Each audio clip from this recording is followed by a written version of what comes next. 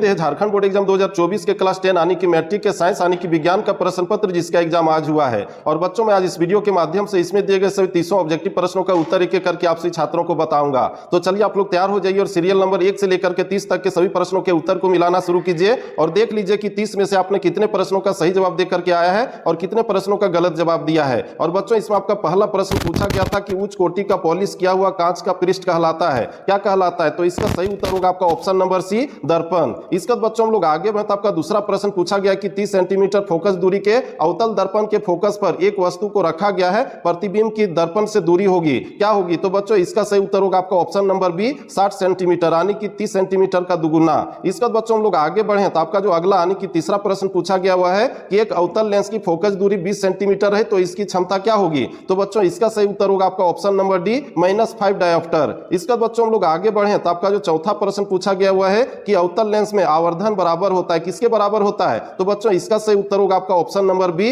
V/U। इसका बच्चों हम लोग आगे बढ़े तो आपका जो पांचवा प्रश्न पूछा गया हुआ है कि नेत्र गोलक के लंबा होने से कौन सा दृष्टि दोष उत्पन्न होता है? तो बच्चों इसका सही उत्तर होगा आपका ऑप्शन नंबर ये, निकट दृष्टि दोष। इसका हम लोग आगे बढ़े तो आपका जो छठा प्रश्न पूछा गया है वह कि तीव्र प्रकाश में पुतली की आकृति हो जाती है, क्या हो जाती है? तो छोटी हो जाती है यानी कि ऑप्शन नंबर ये सही होगा। इसका बच्चों हम लोग आगे बढ़े तो आपका सातवां प्रश्न पूछा गया कि निम्न में कौन सा मात्रक एम्पियर ए के बराबर है? तो बच्चों इसका सही उत्तर होगा आपका ऑप्शन नंबर ये, कूलाम प्रति सेकेंड। इसका बच्चों हम लोग आगे बढ़े तो आपका जो अगला प्रश्न पूछा गया हुआ है कि यदि 1 ओम के 10 प्रतिरोध समांतर क्रम में समायोजित हो तो उनका परिणामी प्रतिरोध होगा, क्या होगा? तो बच्चों इसका सही उत्तर होगा ऑप्शन नंबर डी, 1/10 ओम।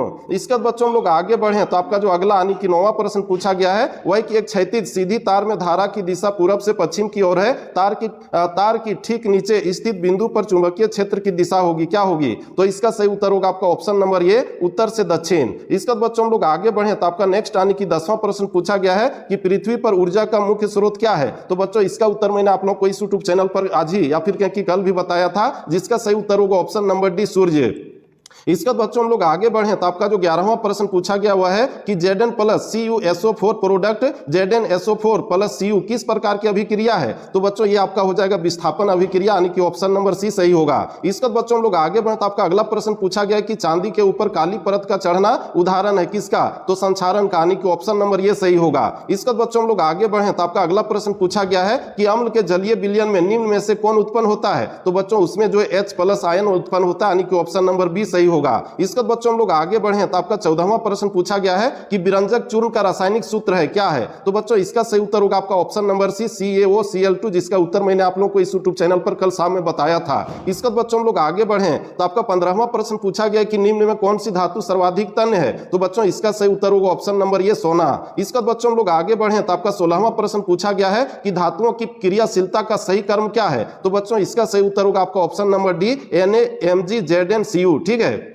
तो इस तरह से हम लोगों ने 15 प्रश्नों के उत्तर 16 प्रश्नों के उत्तर को मिलाया। इसका बच्चों आपका 17वां प्रश्न है कि कार्बन की संयोजकता है, क्या है? तो कार्बन की संयोजकता है 4 यानी कि ऑप्शन नंबर सी सही होगा। इसका बच्चों हम लोग आगे बढ़े आपका 18वां प्रश्न पूछा गया कि लंबी श्रृंखला वाले कार्बोक्सिलिक अम्लों के सोडियम लवण को कहते हैं, क्या कहते हैं? तो उसको साबुन कहते हैं यानी कि ऑप्शन नंबर बी सही होगा। इसका बच्चों हम लोग आगे बढ़े तो आपका 19वां प्रश्न पूछा गया कि सिलिकॉन आधुनिक आवर्त सारणी के किस वर्ग का सदस्य है? तो 14वें वर्ग का है यानी कि ऑप्शन नंबर सी सही होगा। इसका बच्चों हम लोग आगे तो आपका 20वां प्रश्न पूछा गया कि आधुनिक आवर्त सारणी के आवर्त 2 में कितने तत्व हैं? तो उसमें आपका 8 तत्व हैं, जिसका उत्तर मैंने आप लोगों को कल ही शाम में आपसे छात्रों को बताया था इस यूट्यूब चैनल में। इसका बच्चों हम लोग आगे बढ़े तो आपका नेक्स्ट यानी कि 21वां प्रश्न पूछा गया कि विषमपोषी जीव अपनी उत्तरजीविता के लिए प्रत्यक्ष या परोक्ष रूप में आश्रित होते हैं किस पर? तो स्वपोषी जीवों पर, यानी कि इसका सही उत्तर हो जाएगा ऑप्शन नंबर डी, हरे स्वपोषी पौधों पर।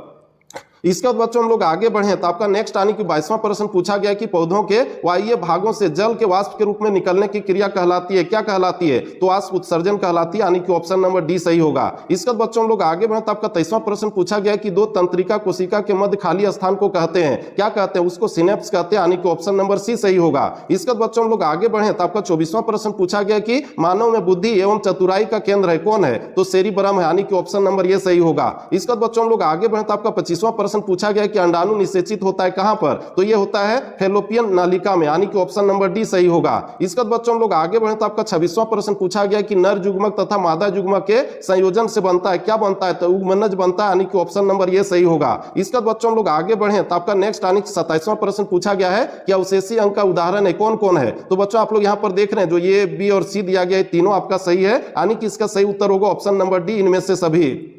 इसके बाद बच्चों हम लोग आगे बढ़े तो आपका जो 28वां प्रश्न पूछा गया हुआ है कि किसी जीव के विशेषक पर किसका प्रभाव पड़ता है, तो बच्चों उस पर जो है जो आपका होता है, जो आप लोग यहाँ पर ऑप्शन देख रहे हैं दिया हुआ है ए और बी दोनों, यानी कि पैतृक डीएनए का और मातृक डीएनए का दोनों का प्रभाव पड़ता है, यानी कि इसका सही उत्तर होगा आपका ऑप्शन नंबर सी, ए और बी दोनों। तो बच्चों इस तरह से हम लोगों ने कुल 28 प्रश्नों के उत्तर को मिला लिया। बच्चों हम आगे बढ़े इससे पहले आप लोगों से एक छोटा सा रिक्वेस्ट है कि ठीक इसी तरह से आप लोग अगर हेल्प चाहते हैं हमसे तो इस यूट्यूब चैनल को सब्सक्राइब करके इसके नोटिफिकेशन बेल को प्रेस करके रख लीजिए, ताकि हम ठीक इसी तरह से आप लोगों को हेल्प करते रहें। इसके बाद बच्चों चलिए हम लोग आगे बढ़ते हैं और आपका जो 29वां प्रश्न पूछा गया उसके उत्तर को देखें। तो यहां प्रश्न पूछा गया था कि ओजोन परत का अपक्षय करता है कौन करता है, तो क्लोरोफ्लोरोकार्बन यानी कि सीएफसी, इसका सही उत्तर होगा ऑप्शन नंबर ये। इसके बाद बच्चों हम लोग आगे बढ़े तो आपका जो अंतिम प्रश्न पूछा गया 30वां प्रश्न वह है कि विश्व में सबसे तेजी के साथ घटता जा रहा प्राकृतिक संसाधन कौन सा है, तो वह है वन, यानी कि जंगल, जिस यानी कि ऑप्शन नंबर बी सही होगा। तो बच्चों इस तरह से हम लोगों ने आज इस वीडियो में आपसे झारखंड बोर्ड के क्लास 10 के छात्रों के आज हुए साइंस यानी कि विज्ञान के बोर्ड एग्जाम के सभी 30 ऑब्जेक्टिव प्रश्नों के उत्तर को मिला लिया।